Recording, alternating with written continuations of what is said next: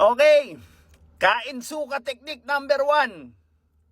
Para sa akin, parang kumbaga, parang pag kinakamayan ka, sasampalin mo ba? O, di ba? Yung hatred nyo is enough to justify yung paninira nyo nung rally doon sa Mendiola. Ultimo, yung ibang businesses, pinagwawawasak nyo, yung ibang kagamitan, pinagwawawasak nyo dahil corrupt yung politiko na ganyan. Tapos ngayon nagpa-party siya at invited ka, tapos kakamayan ka. Kakamayan mo? Wow! Asan yung hustisya doon? 'Di ba? Bakit hindi mo maipakita yung same support mo doon sa pagbabasag nila, pagraransak, pagrarayot doon sa Mendiola, diyan mismo? 'Di ba? Sa sinasabihan yung corrupt. Andyan na nasa harapan mo na.